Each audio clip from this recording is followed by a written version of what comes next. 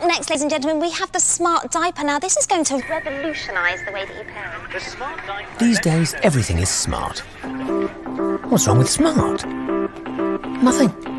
Oink oink, Piggy says good job. But smarter. Smarter thinks big. Smarter helps destroy cancer with precision. Smarter 3D prints a bridge out of steel. Smarter makes the fastest faster. Smarter lets you binge watch without being watched. Smarter sees the future of medicine in deadly venom. Smarter sends school kids on field trips without leaving the classroom. Smarter uses big data, AI and 5G to fight climate change and feed future generations. Because the toughest challenges demand smarter technology. Babies will love the smart diaper. And We do too. Take that, smart. Lenovo. Smarter technology. Online বিজনেসে মার্চেন্টদের fast এবং seamless ট্রানজ্যাকশনের জন্য প্রয়োজন একটি strong payment gateway যা secure payment collecting এবং sales profit tracking এ সাহায্য করবে। তাই টাইম সেভিং এর পাশাপাশি রিয়েল টাইম কাস্টমার এনগেজমেন্ট এবং পেমেন্ট সিকিউরিটি এনশিওর করতে আমার পে আপনার অনলাইন ব্যবসার জন্য বেস্ট সলিউশন। আমার পে বাংলাদেশ ব্যাংক স্বীকৃত পিএসও যা একটি সেফ, ইউজার ফ্রেন্ডলি এবং রিলায়েবল পেমেন্ট সলিউশন। এখানে মার্চেন্ট একটি প্ল্যাটফর্ম থেকেই তার সকল কাস্টমারদের পেমেন্ট ভিউ এন্ড ম্যানেজের পাশাপাশি মাল্টিপল পেমেন্ট অপশনের সুবিধা পাচ্ছে। আমাদের ফিচার্সগুলোর মধ্যে রয়েছে custom invoice generator, social media চ্যানেলের মাধ্যমে ইনভয়েস লিংক শেয়ার করে পেমেন্ট গ্রহণ, easy payment integration plugin and API connection এবং প্রতিটি ট্রানজ্যাকশনের সাথে থাকছে ইমেল ও এসএমএস নোটিফিকেশনের সুবিধা। এছাড়াও চার্জব্যাক প্রিভেনশন থেকে শুরু করে ফ্রড ম্যানেজমেন্ট এবং ইএমআই এর ফ্যাসিলিটিস তো থাকছেই। তাই একটা strong back office system and 3 layer সিকিউরিটির মাধ্যমে যে কোনো অনলাইন বিজনেসের জন্য আমার পে পেমেন্ট গেটওয়ে হতে পারে আপনার পেমেন্ট কালেকশনের একটি নিরাপদ সমাধান। বিস্তারিত জানতে ভিজিট করুন www.amarpay.com।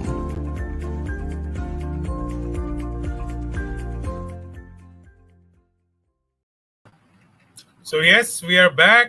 Welcome to Southeast Asian Startup Summit powered by Lenovo in association with AmarPay, Washington University of Science and Technology, AVS, and Este Medical. Today we have our last day of this summit.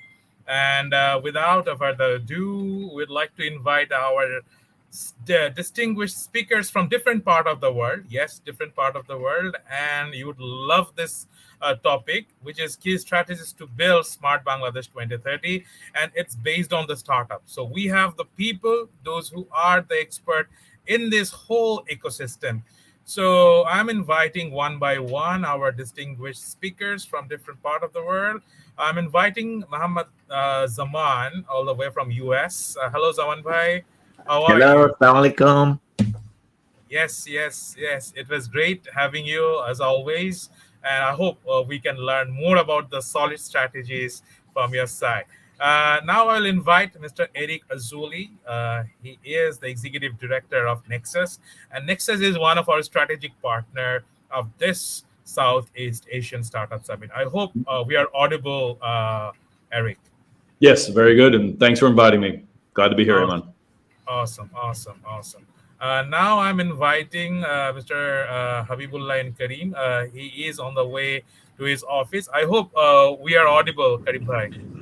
Yes, I can hear you fine, but I'd like to make my intervention, if possible, in 15 minutes from now. Sure. Once I reach the office. Okay. Awesome. But awesome. I'm No problem. online. Yes. Awesome. Great. I'm inviting the country representative of JETRO, Mr. ANDO. Hello, ANDO. Can you hear us? Hello, good afternoon. I'm YUJI ANDO from JETRO Dhaka office. I'm joining from Dhaka, Bangladesh. So nice meeting you all. Thank you very much. Awesome. Now we have Mr. ANWARUL CHOWDHURY, the editor of TechVision.com. I hope you are audible, Karim bhai. Yeah. I am on the way to Dhaka, so I might not be available all the time on this session. Sorry for that in advance, but still I will try to keep in touch. All right, that's the beauty of digital Bangladesh, connecting from Yes, everywhere, yes, anytime and anywhere. Now I'm inviting Mr. John Choudhury. He is the managing director of NKSOFT. Now he is in Dhaka. Hello, John Bhai. I hope you are audible. Yes, I am. Can you all hear me okay? Yes, perfectly. Yeah, we can. Thank you so much. So without like the whole idea of this session of today is to know more about the startup ecosystem and how we can build a solid smart Bangladesh by 2023 based on this startup ecosystem. So the keynote session will be full of interactions and knowledge sharing. So I will invite first Mr. ERIK AZULAY from Startup NEXUS to know more about the key studies or like the stories that you have found in last few years of Startup NEXUS. So great. Well, thank you, Imran. I really appreciate it, and glad to be here. The talking about Bangladesh Smart 2030. Without further ado, talking about some of the lessons that we've learned. As a background, Nexus is a business incubator by the U.S. government in India for technology businesses and startups. So we've just celebrated our 5th year. So we started in 2017. Have been 5 years. We've graduated now 16 cohorts of startups. It's 196 startups. And they've gone. I can tell you statistics about how many thousands of jobs they've done, or $40 million of funding.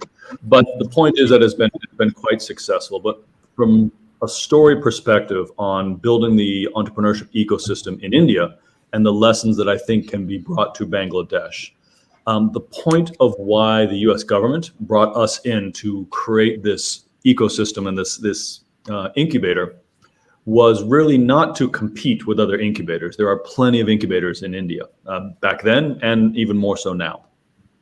The idea was that although there were incubators, each of these parts of the ecosystem in India, whether it's your financing, so your VCs, your angels, your banks, the technology institutes, universities, colleges, the entrepreneurial systems like TIE and organizations that help entrepreneurs, the systems of accelerators and co-working spaces, the government agencies as well. They were all present in India, but they were all working in a very fragmented way. So they were not coordinating with each other. It was more like, this is mine, right? I'm not going to be working with this other agency because then I don't get the credit for that. So there was, in the government of India itself, the reports through Niti Aayog, some of the organizations recognize this.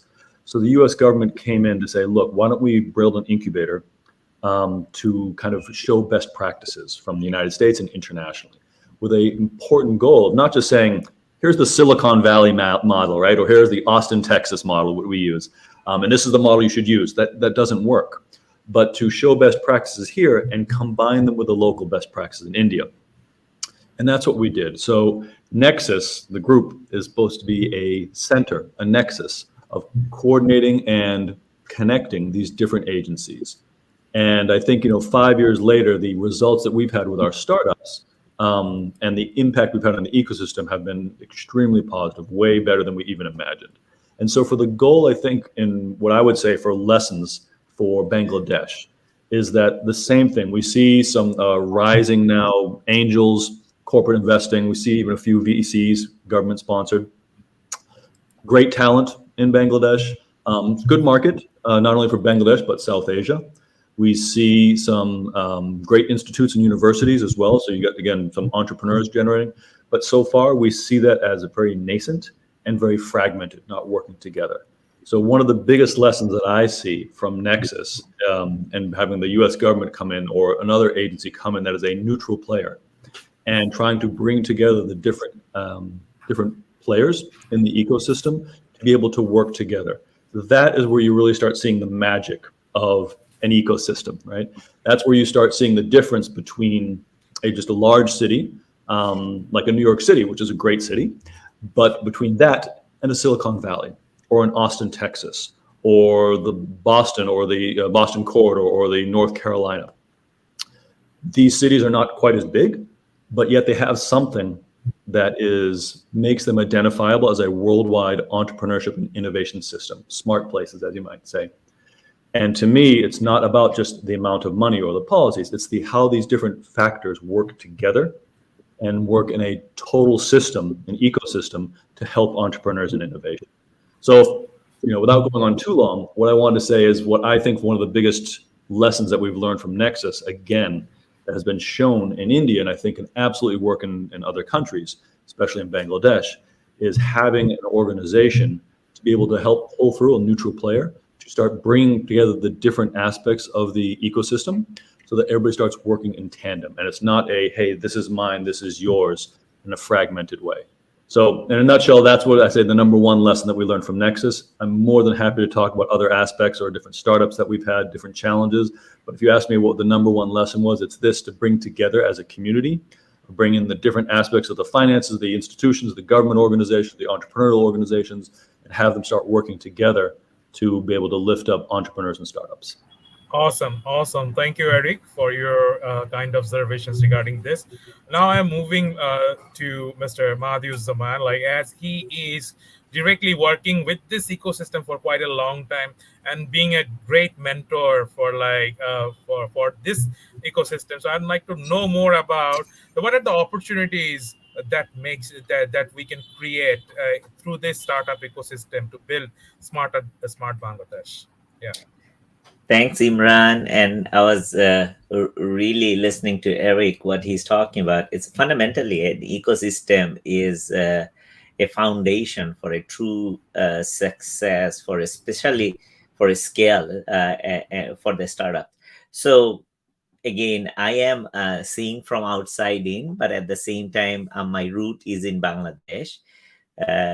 What I see that it's a tremendous amount of willingness and talents that we have from government policy side. It's really startup friendly policy. There is a lot of encouragement, a lot of funding, a lot of initiatives within the government. I do see kind of even within the government, there is an innovation, disruption, and startup culture. So we get that piece.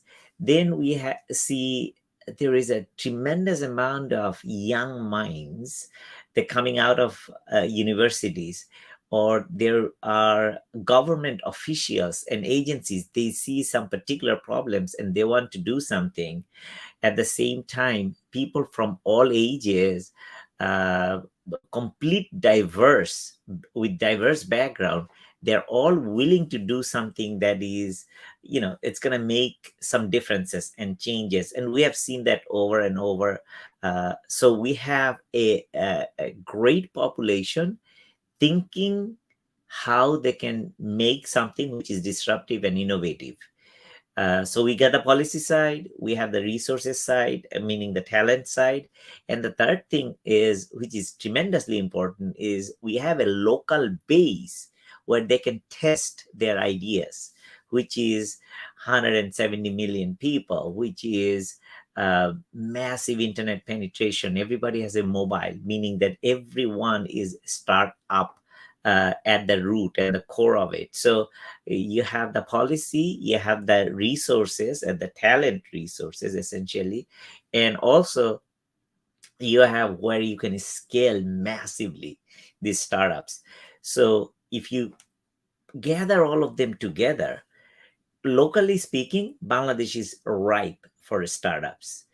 Where I see that we can actually do a little bit more is learn the tricks other organizations, other countries, other companies, other startups, other incubators and accelerators and the VCs, they have already learned. And this is where we come in. We come in from the non-resident Bangladeshis or diaspora, whatever we want to call. We have seen different things, and having this different experience, we are bringing and we are trying to bridge that. Hey, this is what already somebody tried in the healthcare industry, in the manufacturing, in the farming, in the agro, in within the government. And we're trying to bring those in, the tools, the techniques, and the initiatives so that we can leapfrog some of those. And I think that is the fundamental glue at this moment. So the new way of doing, and somebody who have already tried, organizations already tested it out. So what are those tools and techniques? Once we show them, meaning just put them on the right track, and this is going to flourish. So I think at this moment, Amazing. Bangladesh, if you look at it, we got all the tentacles are right there. It's just ready to be, I personally say that the ground is set, the seed is there, even we are just waiting for the fruit to be ripe. Excellent. Thank you, Mahdee bhai, for your kind words. Now I will move to Mr. John Choudhury, and he is doing amazing in this particular sector in terms of different technological innovation. I want to know more about the strategies that that we can implement in coming days from your side, John bhai. Yeah, thank you very much. Can you hear me? Yes, loud and clear. Okay, some reason my video thing is going in circles. Don't know why, but so my name is John Choudhury. I'm a CEO and founder of NKSOFT Corporation. We're based in Dallas, Texas, with offices in 8 different countries and 14 different cities. So, from my perspective, we've been doing smart cities and smart grid with the energy sector, making systems smarter for many, many years, since 2005. And we started back in 1997. Now, coming to Bangladesh, we had the opportunity to create the first smart grid in Bangladesh. And we have won 2 different projects, one in it's called West Zone Power Distribution Company in Khulna. It's outside of Dhaka, and one in Dhaka. So in looking at this, the Bangladesh economy has been growing very heavily. And before this energy crisis, right, one of the major issue was we have plenty of energy production. How do we distribute it properly and reduce technical loss, non-technical loss, improve the power quality, and also distribute the energy where it's needed. Now, that is the baseline we started with. And as most of you know, the recent blackout that we had. Despite that, let's talk about this requirement for a smart Bangladesh. And I think the government had done a tremendous job in initiating these smart grid projects. And in doing so, I believe that within the energy sector, there are many issues. And even before this war that's been impacting our energy supply, is that in order to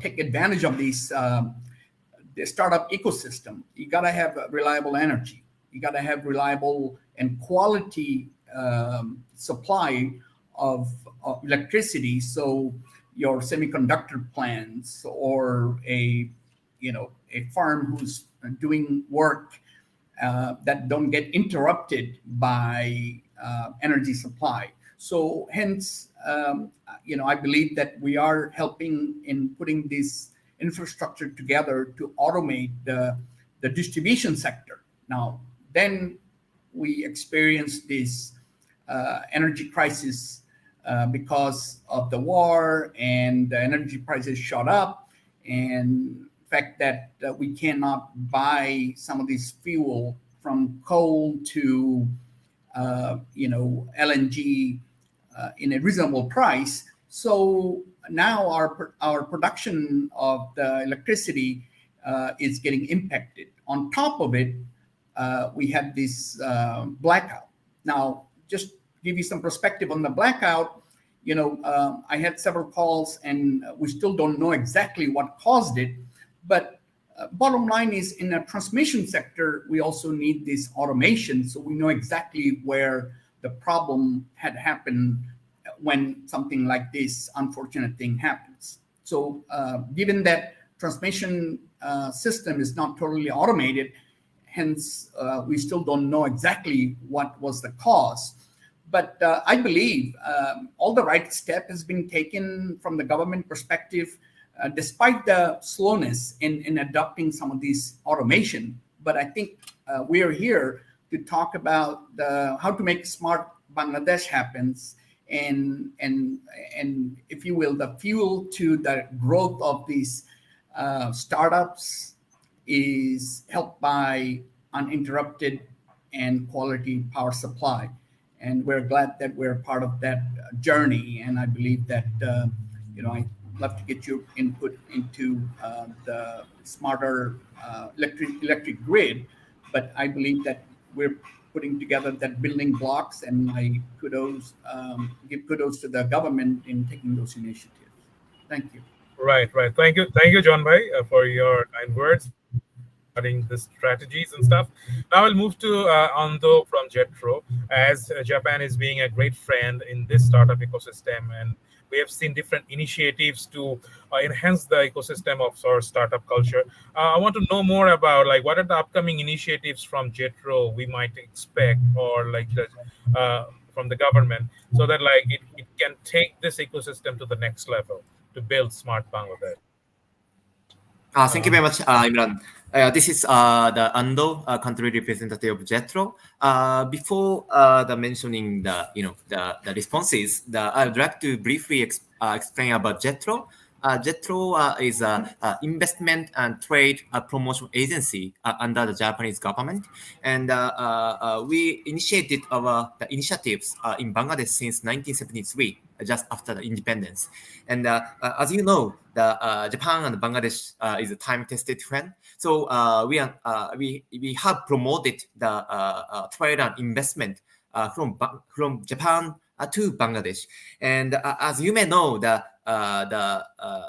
for Japanese companies, the top top sectors for businesses is the textile exporting from Bangladesh to Japan, and other next, the promising sectors, infrastructure development and energy sectors are very, very, focused by Japanese companies.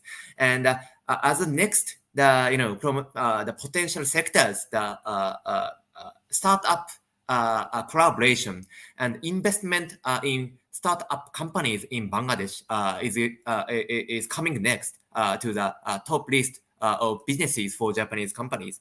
I think it's needless to say that there are a lot of opportunities for Japanese companies to do businesses in Bangladesh, especially thanks to the economic growth in Bangladesh.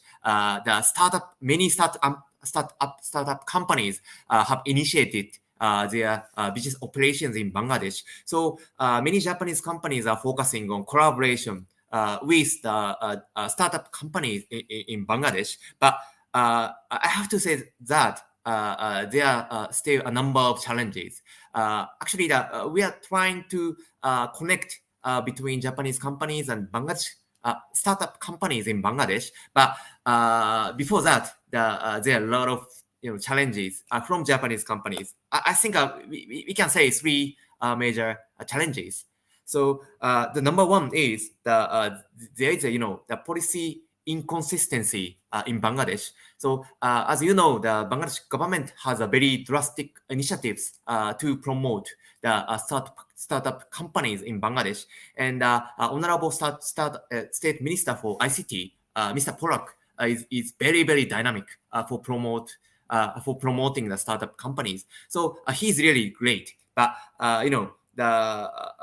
but still there are some policy inconsistency, and the government, the agencies should collaborate each other for policy consistency to promote the more startup companies. And this is number one. And number two is it is related with policy inconsistency, but there are still a lot of hurdles in ease of doing businesses in Bangladesh. So, for example, there are a lot of regulations to do businesses in Bangladesh. So, say example, there are the regulations for limiting the fund from Bangladesh to Bangladesh from outside. So, for example, Japanese companies inject the fund to Bangladesh startup companies, but we cannot easily limit the dividend from Bangladesh to other countries. So this is one example for ease of doing businesses. I know that Bangladesh government is taking drastic initiatives for betterment in ease of doing businesses, but still there are a lot of spaces for better regulation and better environment in ease of doing businesses. So this is number two. And number three is, Japanese companies are facing the due diligence issues in Bangladesh. So I know that there, due diligence is, one of the most important, procedures when Japanese companies invest in startup companies. But in Bangladesh, due diligence survey, is very, very hard to conduct. Because the information is really, really limited, and the listed companies is really, really few in Bangladesh. So we cannot access to the reliable information for due diligence survey when we consider investment from Japan to Bangladesh. So I think we need a kind of better environment for conducting due diligence survey in Bangladesh. So I think these three points are the major issues for Japanese companies for collaborating with Bangladesh startup companies. So in that sense, JETRO is working with Bangladesh government to improve the ease of doing businesses, not only in startup company the sector, but to all the sectors in Bangladesh. So thank you very much. So this is a comment from my side.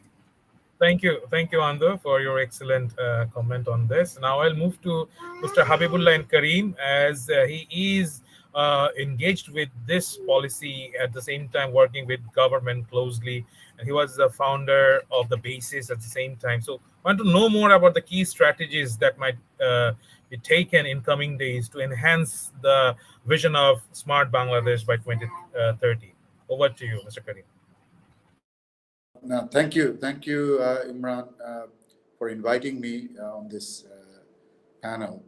I was listening to all these speakers very intently, and it just so happens, I don't know how you chose these speakers, but there is a common thread going through all these speakers, and that is that, for a smart nation, you need smart infrastructure, you need smart businesses, you need a smart ecosystem, you need smart finances, and all the previous speakers have spoken about all those aspects, which is very interesting. And you actually need all these elements to make it happen.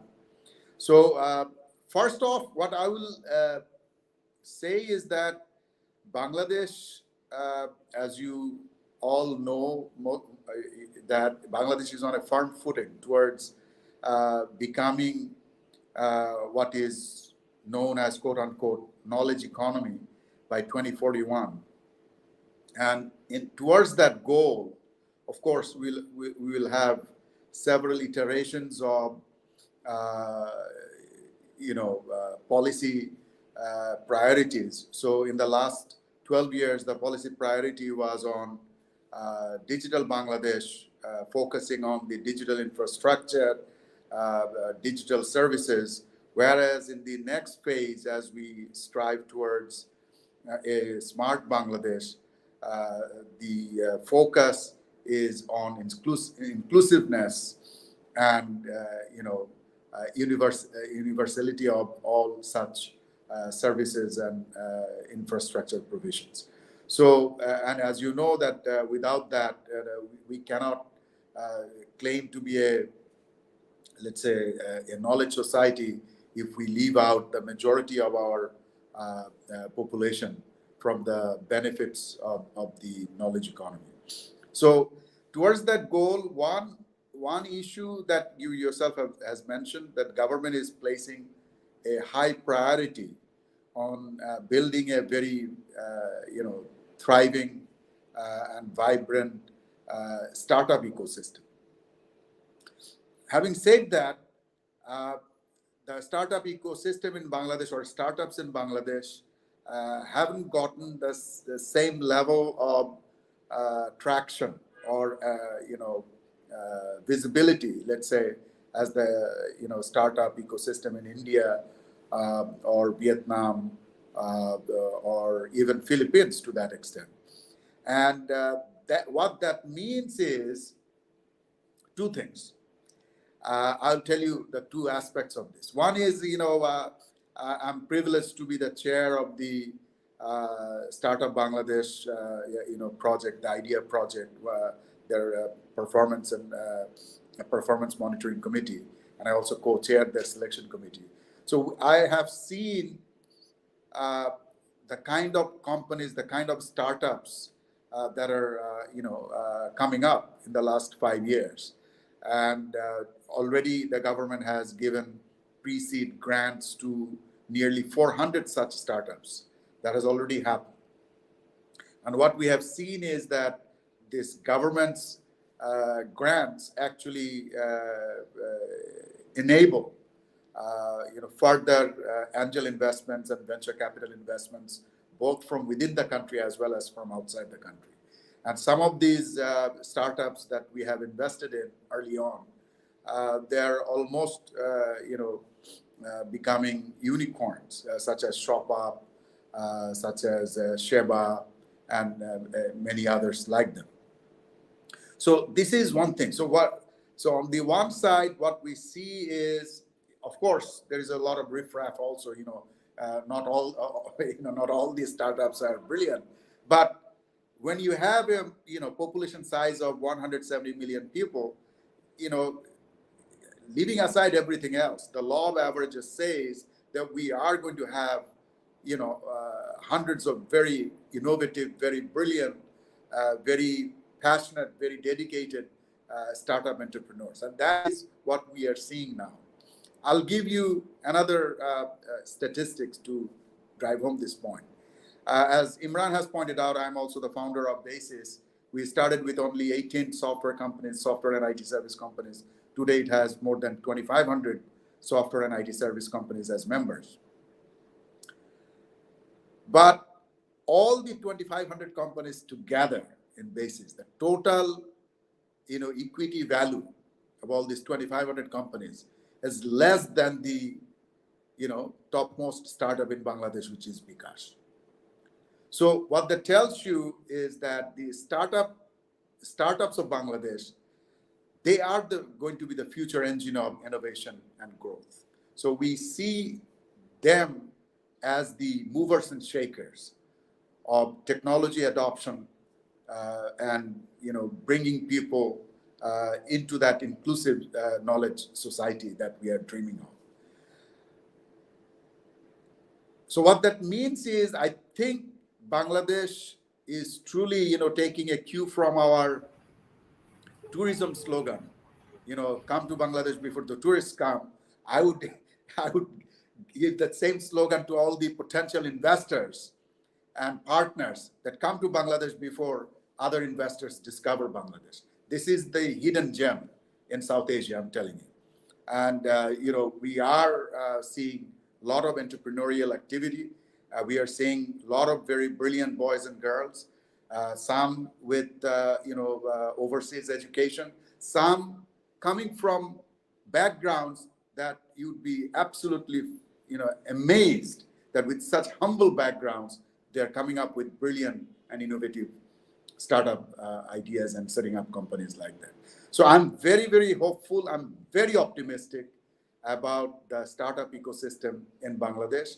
And I would really urge all of you to do your part in accelerating that process. So I'll stop here. Maybe if there are other questions later on, I'll be happy to respond to them.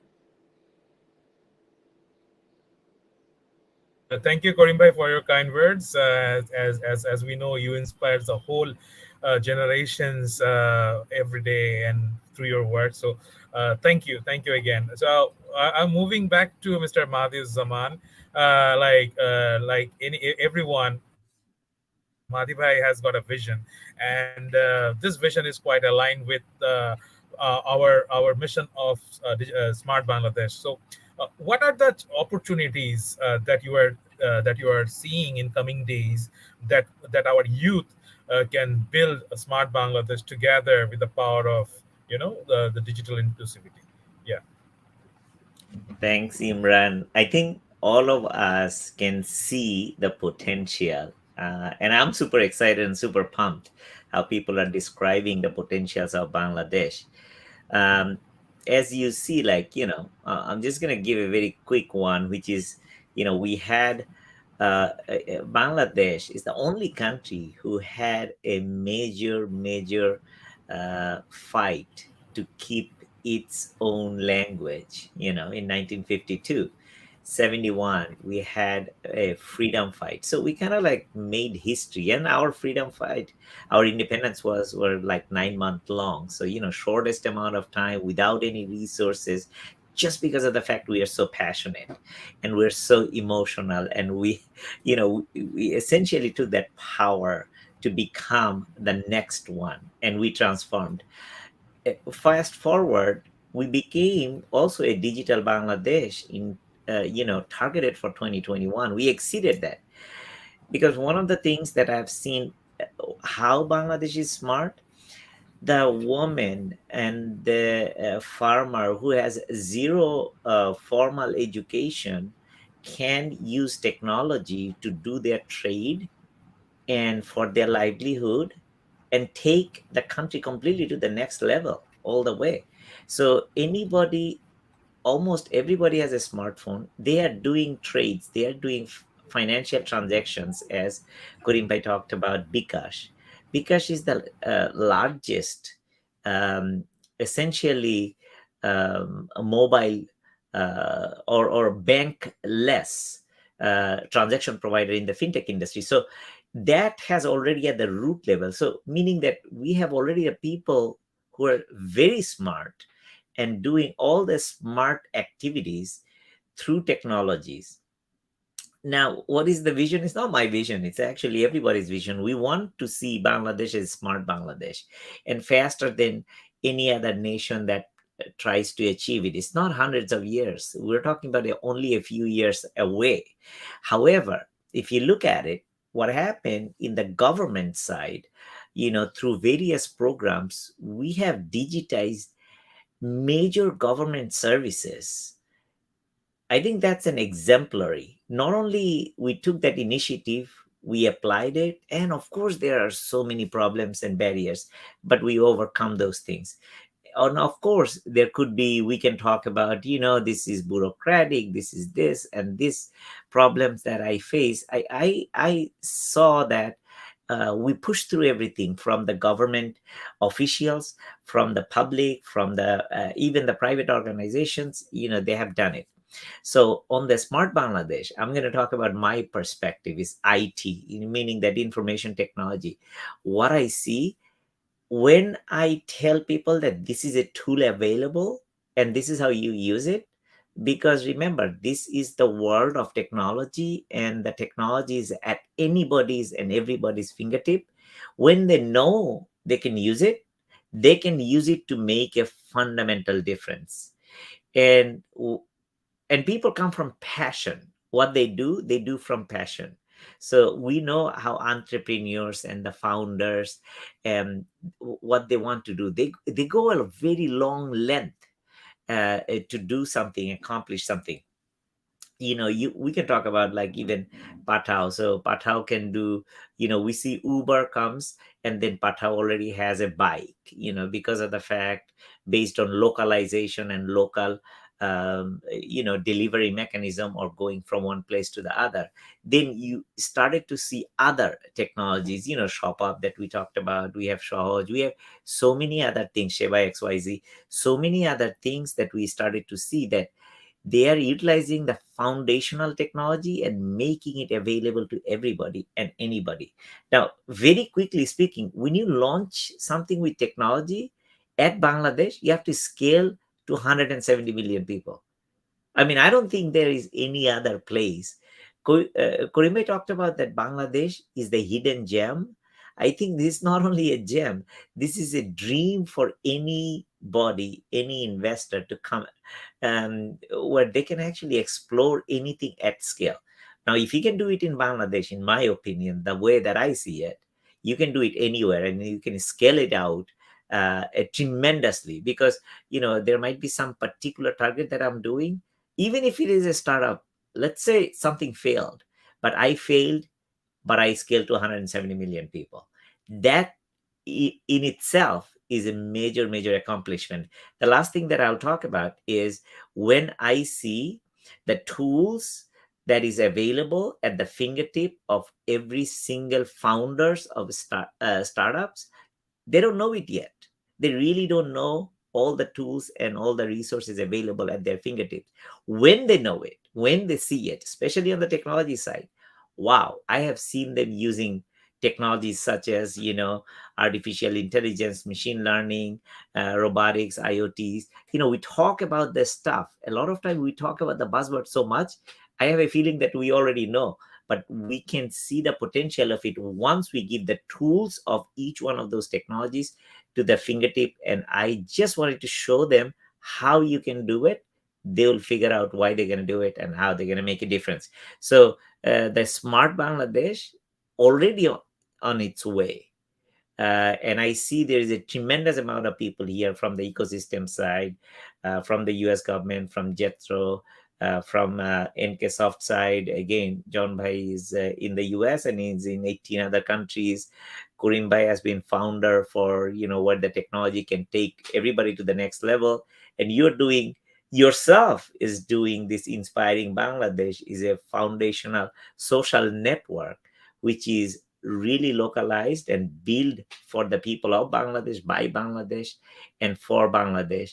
And something like that is not very easy challenge to take. But when you take it, you are passionate, you do it from your heart, and you use all those available technologies, you are already there. Just need that small push. And once you have it, I personally feel like that there is a tons of unicorns. What we talk about is that billion-dollar organization, billionaire startups are coming right there. So we are already smart. It's just a little bit more push to get it over all the barriers that we can face. Excellent. Thank you, Mahdee bhai, for your inspiring words, as usual, I would say. And thanks for inspiring us all the time. Now I'll move to Mr. ERIK AZULAY, the Executive Director of NEXUS, to know more about your suggestions, or like what will be 3 key strategies from your side that we can, discuss and take it to the policy level decision makers. Over to you, ERIK.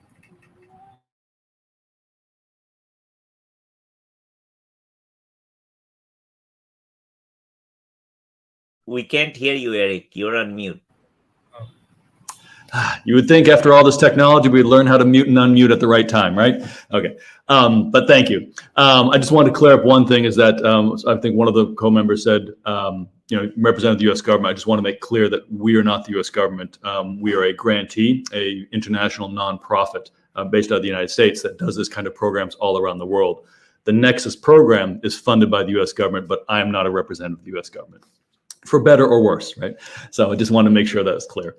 But Imran, to your question about kind of strategies for startups or for organizations trying to reach to the Smart Bangladesh 2030, I wanted to kind of touch on a thing that many of my co-panelists have said.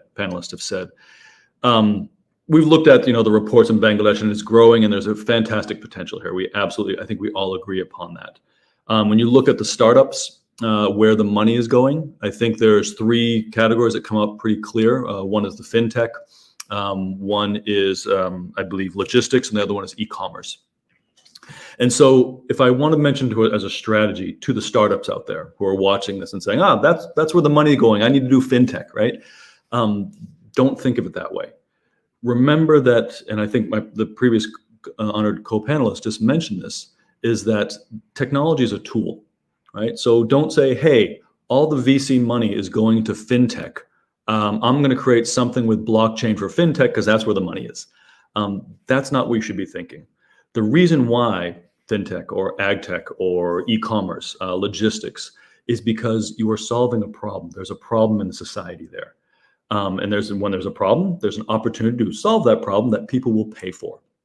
So don't think of it and say, okay, where's the top category I need to go because that's where the money is going.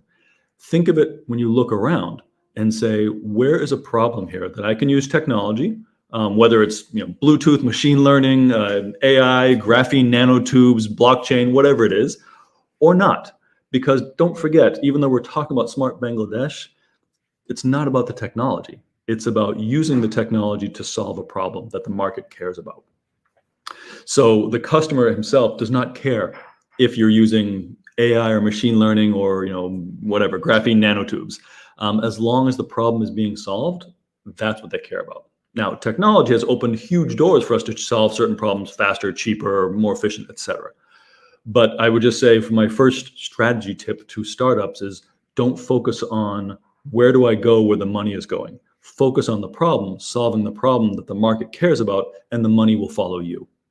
So that's one thing that I would say that we see a lot of in startups all across the world, India included and Bangladesh included. So as a tip for that, focus on the customer, focus on the problem. And one of the great things about Bangladesh is, as my previous panelist mentioned, you've got 170 million people here. So there are many countries I've worked in around the world that have absolutely fantastic technologies, innovations, startups, but this country itself is only 25, 30 million. And it's hard to attract investment or hard to scale up at that level because it's just not big enough. Bangladesh does not have that problem with 170 million people, and then an easily scalable probably situation in South Asia where you can rapidly reach those other countries. So I think in that sense, Bangladesh has a very good competitive advantage, as we would say. And that would be another strategy that I would say, Imran, for working on this is think of something, not only that's a problem in Bangladesh, that problem is not just for Bangladesh, that could work for South Asia. And that would be something that would be much more attractive to your investors or to your government partners or to your corporate investors. So those would be two things quickly that I would mention is, one, just don't follow the money and say, this is where the money is going, so I'm going to build something there because I can attract money. Focus on the problem that's being solved. And the second one is take a look and see if this problem is a large problem that people are willing to pay for in Bangladesh. Is that also possible for the region or internationally? And that's where you really start getting a lot more of the interest from the international investors, the organizations, companies, governments, and foundations. So I'll stop there in interest of time, but those would be two quick things to say, Imran. Thank you, ERIK. That's truly, really strategic, I would say. Now I will go back to Mr. John CHOWDHURY to know more about his thought regarding the strategies that we might follow to build smart Bangladesh in coming times. Over to you, John. Yeah, I do agree with all the previous speakers about their ideas and thoughts about how to make this ecosystem more successful. I would say, from my point of view, working with data analytics and machine language. For example, we have, myself, I started IT startup company back in 1997 when the .com era was going full swing, and today, if I had to repeat that in Bangladesh, for that matter, I wasn't in America at that time, but I'm still in America. I'm visiting Bangladesh often. But in Bangladesh, I'd say, if you look at the smart grid or smart energy, now analytics is something that tells a story. So if you look at all the data is being generated by smart meters in people's homes, Bangladesh electric companies have deployed quite a few smart meters. If you look at the analytics, it tells a story about the consumption patterns and time of day and many other things. And in the future is going to provide a whole lot more information about the health of the equipment, health of the quality of the energy and such. So in this perspective, the whole smart energy perspective, there are lots of opportunities as well. And I would encourage, young minds who want to do the startups. That is something is fairly open field at the moment in Bangladesh. I have not seen too many companies working on a smart energy side.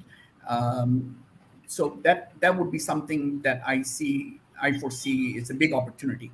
But having said that, I also think about what can be exported, if you will, what is applicable in India or around Bangladesh, all the other countries, Pakistan, Bhutan, Nepal, Sri Lanka, all the way to America. And all of us, actually, from the American perspective, these smart energy solutions are also important. And so the brilliant minds in Bangladesh, they can look at the problem and see how data analytics or machine language or this machine intelligence, what type of data, what you can do with the data. And that's something you can see a lot of examples from the rest of the world, but and then apply to local perspective.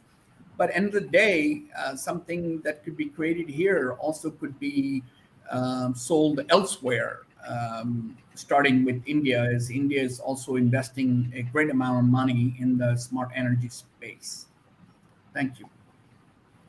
Amazing. Thank you, John Bhai, for your kind words. Now I'll move to Ando regarding his strategies or his suggestions that we can implement in coming days. Very shortly, we're coming to the end of this session. We will close with the closing remarks of Mr. Habibullah N. Karim. Yeah. Thank you very much, Imran. So I'd like to mention only one thing. We have to say that there's still the perception gap between Bangladesh companies and Japanese companies in the reality of the economy. Because we welcome the more than 1,000 the Japanese companies in our office, and most of them are surprised to know that the GDP per capita in Bangladesh is more than 2,000, and this is the bigger than that of India. And the most amazing the fact is that Bangladesh is going to graduate from LDC country in 2026. So that almost all Japanese companies do not know this real picture of the Bangladesh economy. So I have to promote the Bangladesh the businesses much more than the current situation. So this is what I have to do. And on the other hand, as I said, Bangladesh is going to into the middle developed countries after 2027, and automatically the Bangladesh is in the competitive environment in the global economy. So I think smart Bangladesh can be the coming can be realized the after LDC graduation literally, because Bangladesh is not in the competitive position because of the LDC the facility. So I think this smart Bangladesh we realized the after the ADC graduation, but we still have 5 years in front. So I think we have a lot of the things to realize the smart Bangladesh. So thank you very much. Right. Thank you, Ando, for your kind words, and thanks for coming in a short notice of this time. So we will close this session with the closing remarks of Mr. Habibullah N. Karim. Few the strategies and what are the upcoming visions that we can see in near futures. Over to you. Okay. Thank you, Imran. Well, this has been a very, very meaningful discussion on how to go forward with our startup ecosystem, as well as make our Smart Bangladesh journey meaningful. So in terms of strategies, I think locally what we see is, I fully agree that we need to educate our startups or young people who would like to start a startup, that they have to focus on solving a particular problem as opposed to pick a technology for their startup.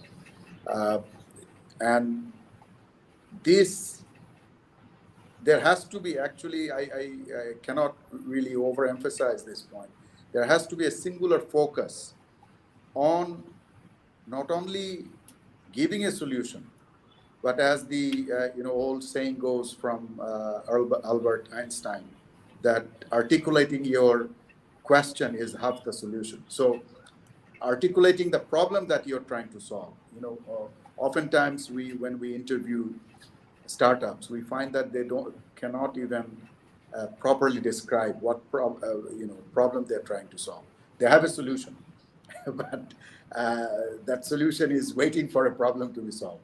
So they need to clearly define what the problem is, and whether that problem can be done at scale. A solution to that problem can be done at scale, and what types of innovation, both in terms of technology as well as in terms of business model, that they can bring to this startup. So these are, as a strategy, this is very important, that we need to work with universities, we need to work with startup incubators, and propagate this as much as possible. That's number one. Number two is that, entrepreneurship actually requires what we call gumption. If you just have the talent, the intellect to do a startup, that startup most likely will not succeed. Most startups, face difficulties, challenges, which can never be foreseen when you start it. So you need to have the guts, you need to have the courage, you need to have that passion to take you through those difficult periods. And if you don't have that, no matter how brilliant you are, no matter how much money you have, you will never succeed. And this is something not only for Bangladesh, this we have seen in, I have interacted with startup ecosystems in Japan through McKinsey Japan. I have interacted with the startup ecosystem in Philippines through ADB. So I know that this is not just something unique to Bangladesh. This is a common problem. I have also visited the MIT's startup incubator. There also we see that people who succeed are the ones who stick it out in the long run. They don't give up at the first sign of trouble. So this is something. So how do you identify these people? And it really takes a different strand of character to do this. I mean, I have seen people coming from very comfortable backgrounds, middle-class backgrounds, who don't really have to worry about where the food comes from.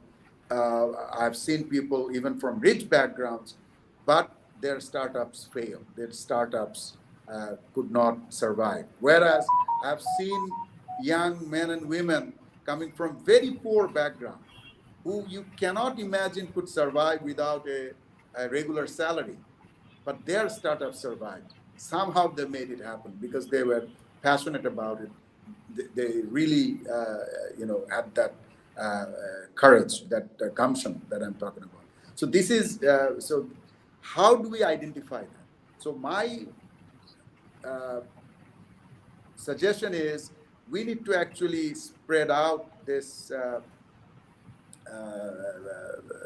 not only the learning process or engagement process with the youth to only Dhaka or the big cities, but also the smaller cities, and find those hidden talents, find those hidden entrepreneurial talents scattered all over Bangladesh and bring them into the startup ecosystem. I think then we'll have a much higher success rate than we have today. So same goes for, even in sports, when everything was focused for cricket and football only in Dhaka, the quality of the games did not improve. Only when we went outside Dhaka, nationwide. Now we are a international cricket playing nation. We haven't been able to do that very successfully for football yet. Maybe we'll do that in future. But what I'm saying is this is something that is also important to leverage this huge pool of population that we have, 170 million people. And the third and the last thing that I would like to see happen, and this is very, very alarming, I must start with that caution, is that we see a gradual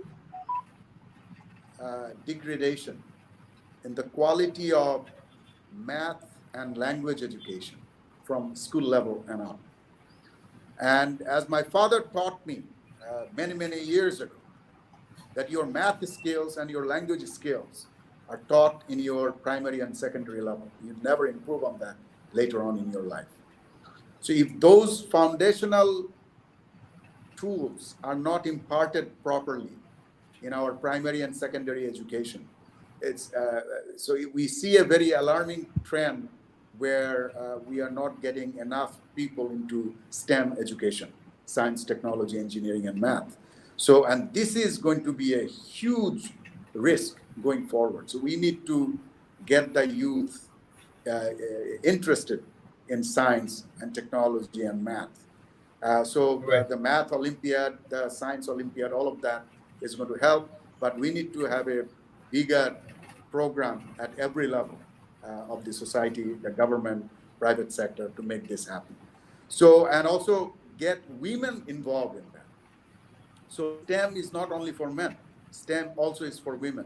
So women who have done well in STEM, they should be propagated as role models so that we get more women also involved in STEM education, in entrepreneurial activities. And that's when we will fully leverage the strength of our nation.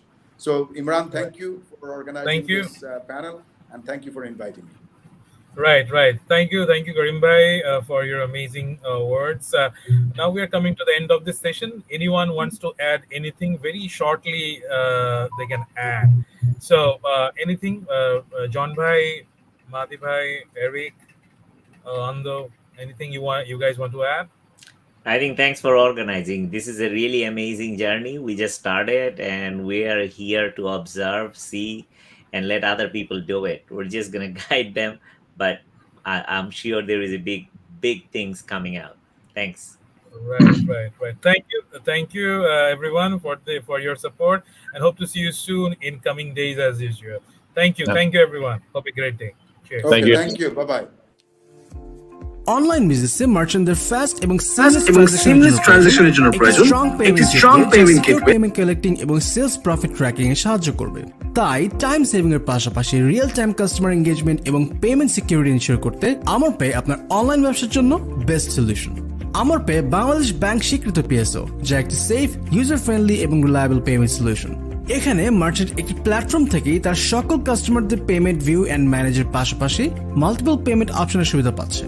আমাদের ফিচার্সগুলোর মধ্যে রয়েছে custom invoice generator, social media চ্যানেলের মাধ্যমে invoice link share করে payment গ্রহণ, easy payment integration plugin and API connection, এবং প্রতিটি ট্রানজাকশনের সাথে থাকছে ইমেল ও এসএমএস নোটিফিকেশনের সুবিধা। এছাড়াও চার্জ ব্যাক প্রিভেনশন থেকে শুরু করে ফ্রড ম্যানেজমেন্ট এবং ইএমআই এর ফ্যাসিলিটিস তো থাকছেই।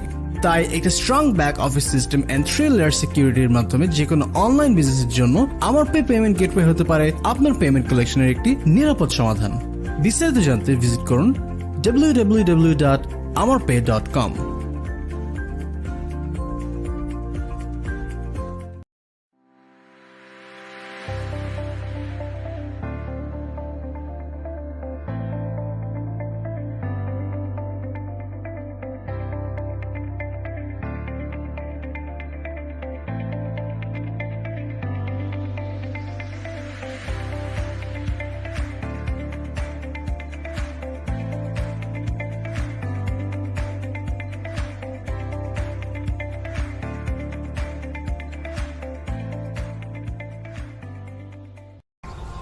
We are the face of every woman, every man, every person striving to be their most beautiful self. Now our face is changing. And like all the lives pharmacy has touched, every future has been altered for the better. It's an evolution that will change everything. The products may look different, but it's what's inside that's really evolved. Science and nature meet beauty with stronger formulas, better ingredients, and the same high standards we've been living up to for over 71 years. It's a new era, and the rules are still golden. Dr. C Tuna Skincare.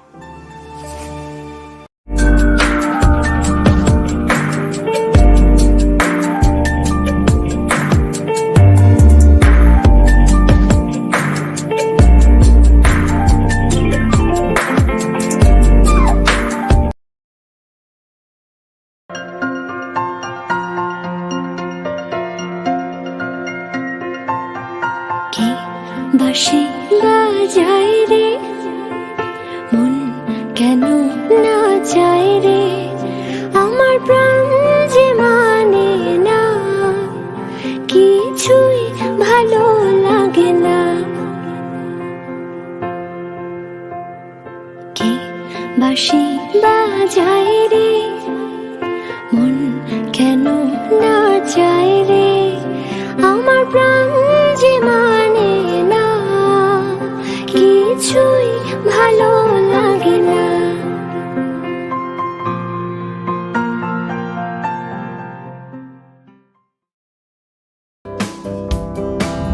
Washington University of Science and Technology, WUST, is a school of excellence that creates an ecosystem between industry and academia.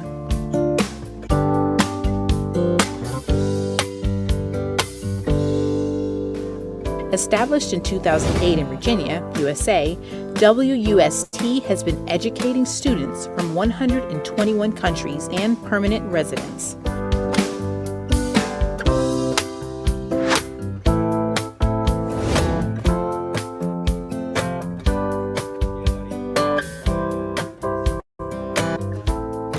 Since inception, our modus operandi has been AAA, accredited, accessible, and affordable. Students at WUST have been gaining the skills which are highly demanding in today's complex workforce.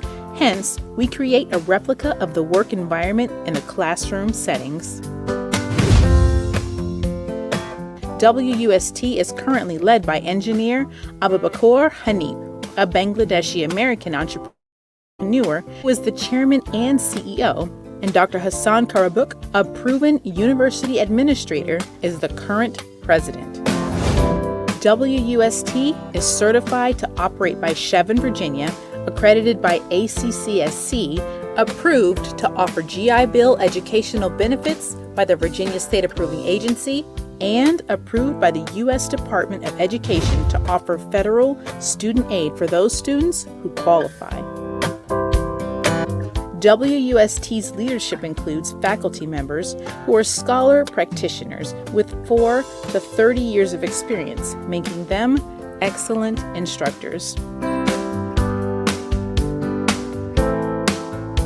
Dr. Mark L. Robinson, Professor Apostolos Eliopoulos, Dr. Shane Cho, Dr. Zafir Harim, Mrs. Farhana Hanip. With online, hybrid, and in-person learning options, our staff and faculty are fully committed to touching lives, one student at a time.